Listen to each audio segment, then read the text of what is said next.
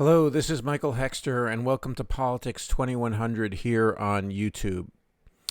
So, I'm titling this episode RFK Jr., The Twisted Tale of a Trojan Horse Faux-Progressive Candidate for the GOP / far right. So, the field for candidates actually on both sides of the partisan divide in the United States is getting more complicated, and I think, at least at this state, I can say that, or at this stage, I can say that. So Robert F. Kennedy Jr.'s candidacy is functioning as a Trojan horse candidacy for the far right within the Democratic primary. And it's very alarming and sad to see this happen. And he has in the past done some good environmental advocacy work, especially with regard to the Waterkeepers Alliance. And he's an environmental lawyer by training. And he unfortunately, especially in the last 3 years, has allied himself with far-right figures. It seems as though, at least from the reporting of Walker Bragman, among others, also Nathan Robinson, that he's received substantial money from anti-vax figures and forces on the right. And basically an anti-public health message is something that he's developed or has embraced, maybe is a better word. And anyway, so the reason why it's worth talking about him is that he polls at about 18 to 20% in some primary polling for the Democratic primary. And I believe some of that support is based on the name Kennedy, as well as dissatisfaction with Joe Biden, understandable dissatisfaction. I mean, so the dissatisfaction with Biden is partly understandable and partly a form of about misinformation and so forth and so on. So clearly, yeah, Biden is not a good candidate for president, and is really in a he won in 2020, of course. But he had substantial, wins at his back, so to speak, and enabling him to win. And he doesn't have those wins for 2024. I object to his political program, at least as it's manifest in what he does. In other words, his manifest preferences rather than his campaign and sort of his opening gambits in his presidency. I don't want to get into too much detail about that because this is not about Joe Biden. But anyway, Joe Biden has vulnerabilities, so it's important to talk about alternatives to Joe Biden and to really have and really one of the abiding messages of this and some other recent videos of mine is that we need a contested primary for the Democratic nomination, not a coronation, and we need alternatives to Joe Biden, or at least to challenge Joe Biden to a degree to which his mind is cleared. He becomes a much better candidate, a much better campaigner than he was in 2020 and also currently, and a much better politician. Again, it's hard to imagine that in someone who's 80 years old and who seems at least to be he acts as if he's pleased as punch about some of his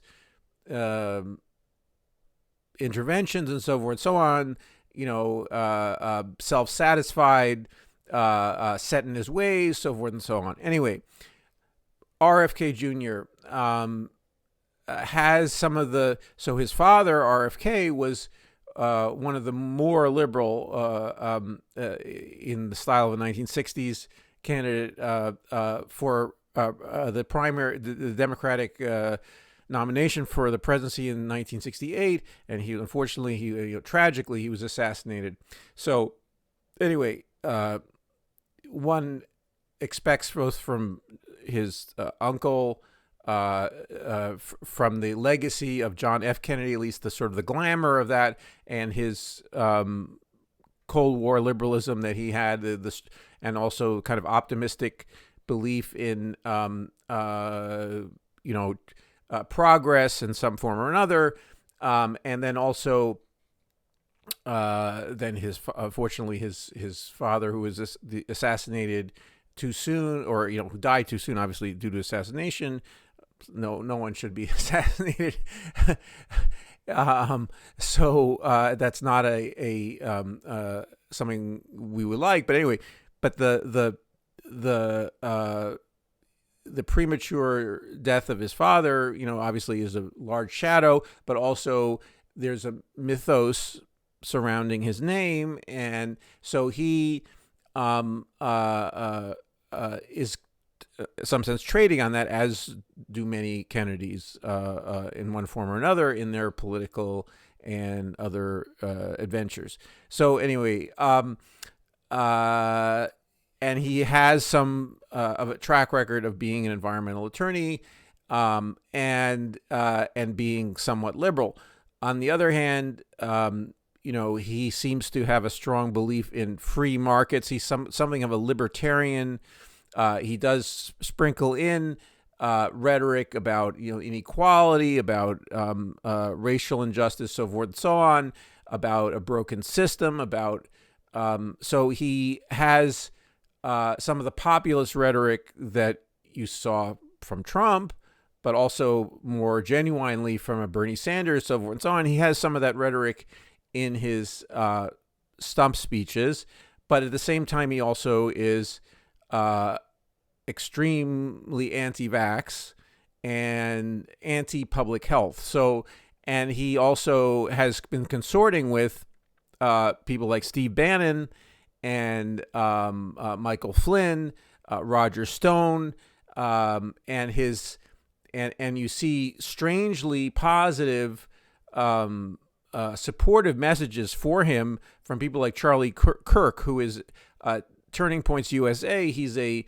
right-wing ideologue. Maybe ideologue is the wrong word, but he's a right-wing pundit and activist media figure who supposedly was there to recruit young people. He's now sort of aging out of being the sort of the wonder boy of far right conservatism, far right neofascism, essentially. But still he has a program and so forth and so on. He tries to, he tries to own the libs and so on in a number of ways. But it's kind of incongruous that Charlie Kirk, for instance, or Steve Bannon would have positive things to say about a Democratic nominee for the Democratic a candidate for the Democratic nomination for the 2024 presidency. So it's clear that they see him as, it's to their advantage that he attracts,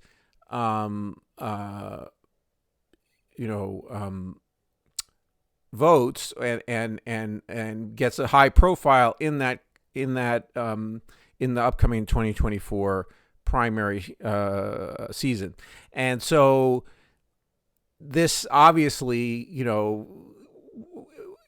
also beyond that, there have been a large, the donations to RFK's charities have skyrocketed during the pandemic. So all of this is happening. There's a sort of turn to the right, and the sort of consorting with these really dark figures of the far right is something that has occurred during the pandemic by Robert F. Kennedy Jr.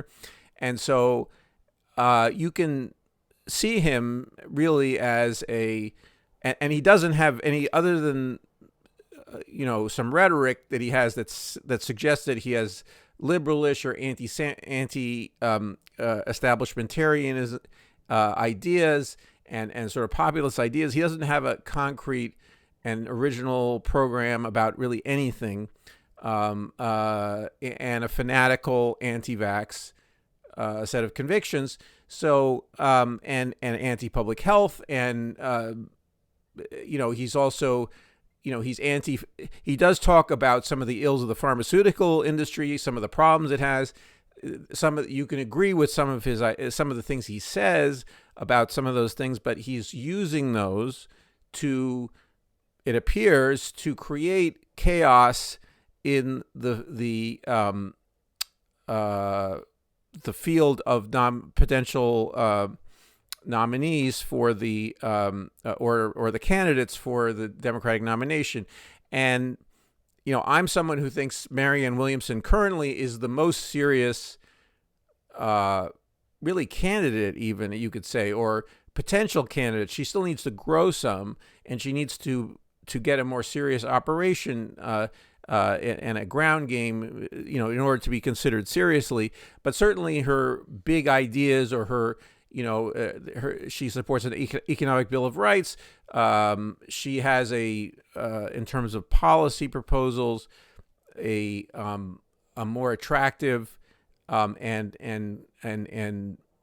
progressive and empathic and caring and more democratic in the large D democratic and also small d democratic platform of any of the candidates currently for the nomination. So she is the progressive alternative currently, and it's, as someone who thinks we need a strong progressive voice, to have this faux progressive stalking horse or Trojan horse in there, stalking horse for Bannon and for basically the Republicans to weaken to make a travesty of the Democratic nomination process. So, I mean, it's not like the Democrats aren't, or the DNC is not helping them out, in the sense that Biden is a very, very flawed candidate, and they really should be demanding that he at least stand in a primary, if not actually saying, why don't you not run for 2024 and have a full-throated primary where we find the best candidate to face whoever the Republican's going to be.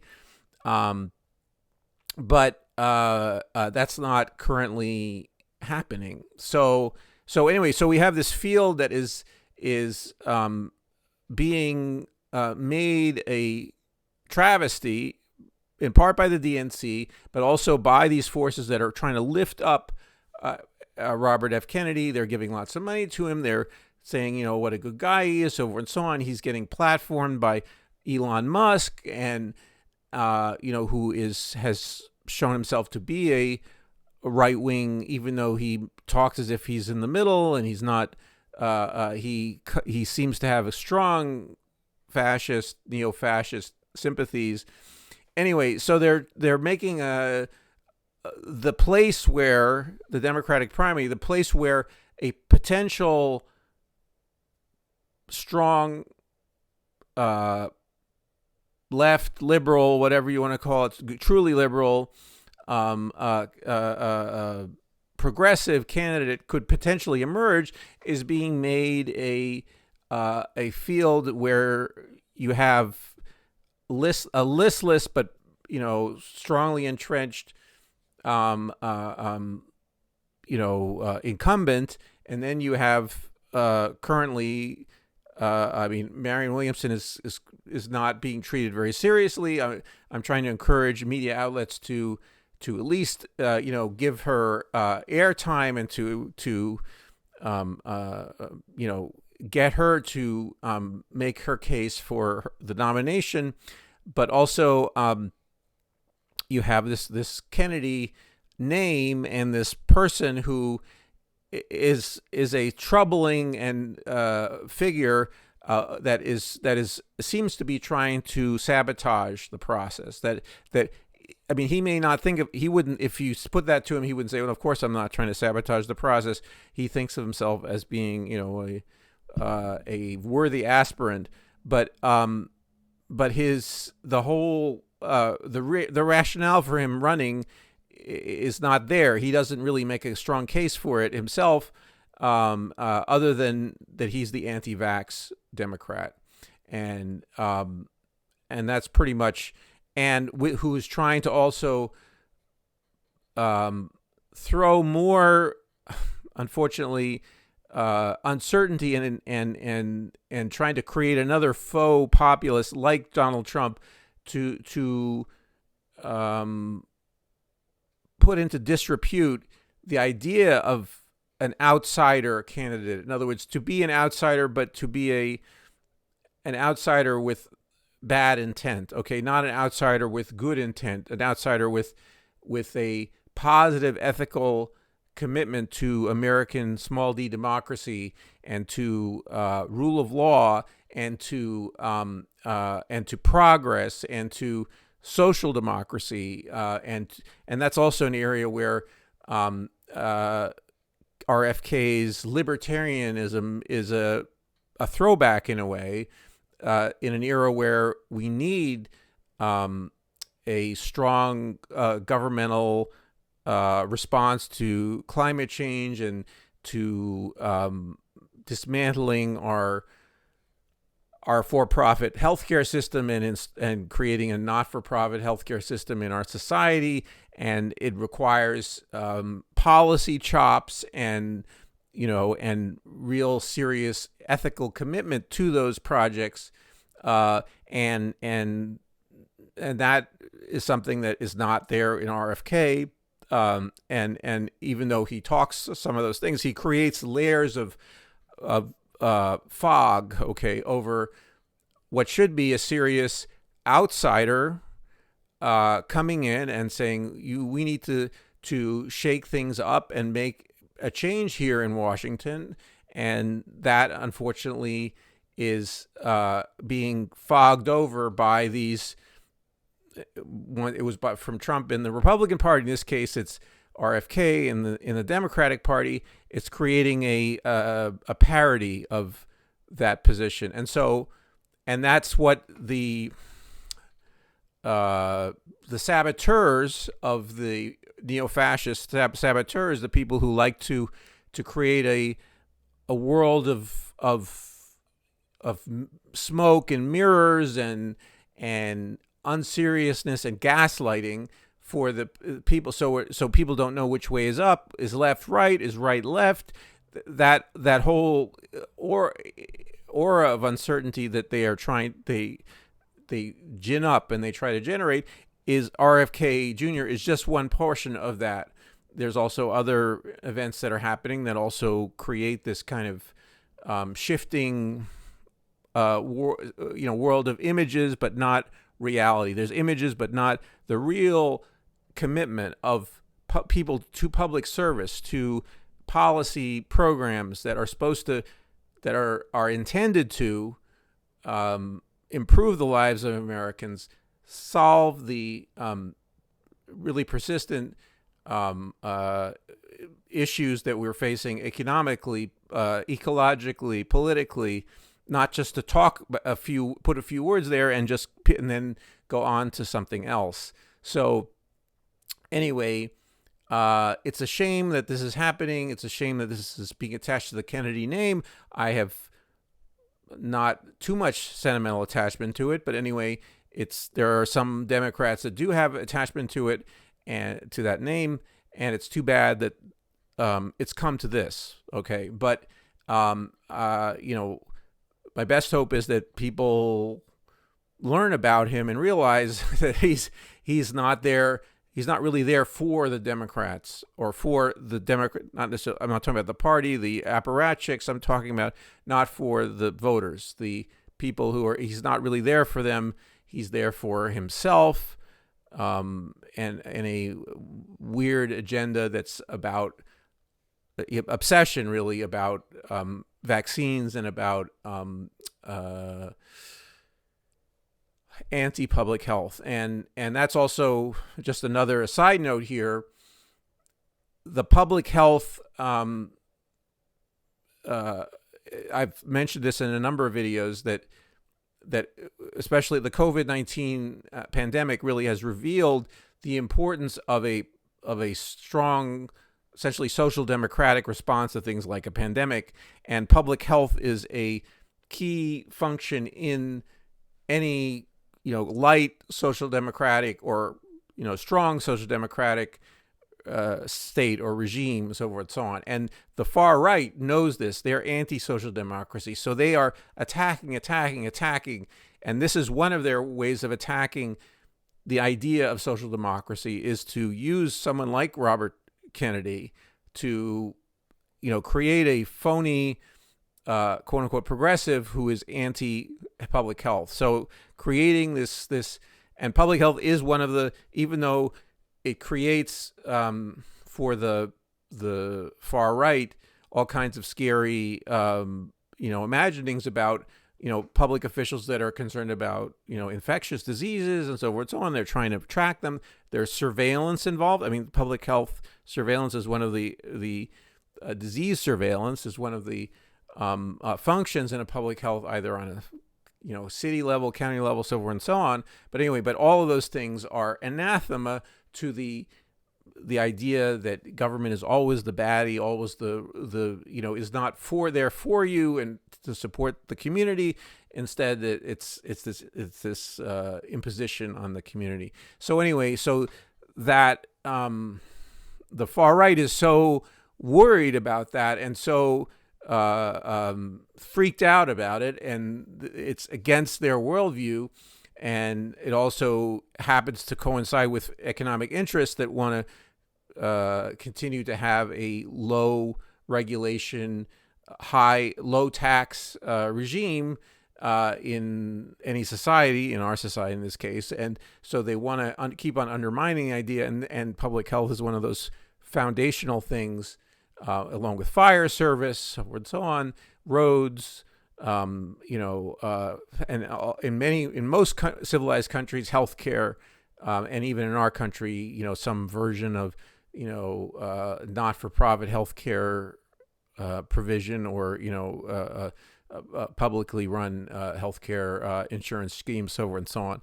Anyway, so I just want to put this out there, so I'll put links in the description box to more detailed, articles about the problems that Robert Kennedy, presents. And I hope you can spread the word and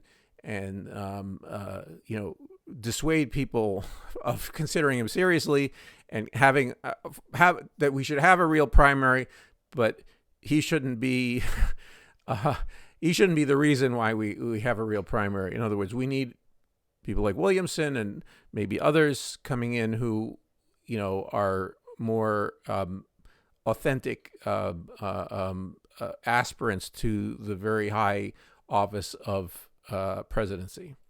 Anyway, so please share your thoughts in the comments below, and please like the video if you found anything in it useful. Please subscribe to Politics 2100. And I look forward to seeing you in the next video.